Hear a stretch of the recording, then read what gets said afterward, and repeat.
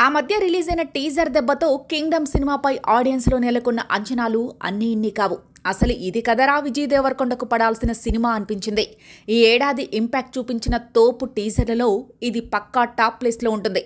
అసలు టీజర్ను cine lovers ఎన్నిసార్లు చూశారో వాళ్లకు కూడా తెలియనంత రిపీటెడ్గా చూశారు. ఒక్కో ఫ్రేమ్ అద్భుతం అనే మాటను కూడా దాటేసింది. ఈసారి విజయ్ మామూలుగా కొట్టడని అనిపిస్తోంది. ఈ సినిమా జూలై 31న రిలీజ్ కాబోతోంది. అంటే మరో 5 రోజుల్లో ఈ సినిమా ప్రేక్షకుల ముందుకు రాబోతోంది. ఇక ఇప్పటికే చిత్ర యూనిట్ ప్రమోషన్ల వేట షురూ చేసింది. ప్రస్తుతం ఈ సినిమాకున్న హైప్ చూస్తుంటే రిలీజ్ తర్వాత రికార్డులు తిరగరాసేలానే కనిపిస్తోంది. తాజాగా ఈ సినిమా సెన్సార్ను కంప్లీట్ చేసుకుంది. ఈ సినిమాకు సెన్సార్ నుంచి యూఎస్ సర్టిఫికేట్ వచ్చింది. ఈ సినిమాకు సంబంధించిన బిజినెస్ ఓ రేంజ్లో జరుగుతుందని ఇన్సైడ్ టాక్.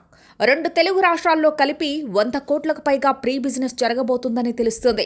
ఈ సినిమా కోసం ఏకంగా తన రెమ్యునరేషన్ను సైతం సగం తగ్గించుకున్నాడు.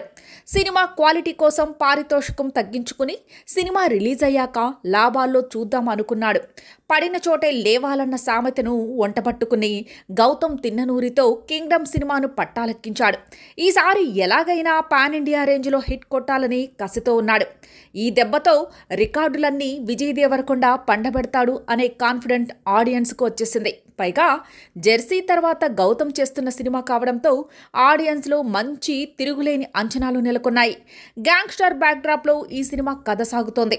సితారా ఎంటర్టైన్మెంట్స్, ఫార్చ్యూన్ 4 సినిమాస్ బ్యానర్లపై సూర్యదేవర నాగవంశీ, సాయి సౌజన్య నిర్మిస్తున్న ఈ సినిమాకు గౌతమ్ తిన్ననూరి దర్శకత్వం వహిస్తున్నారు.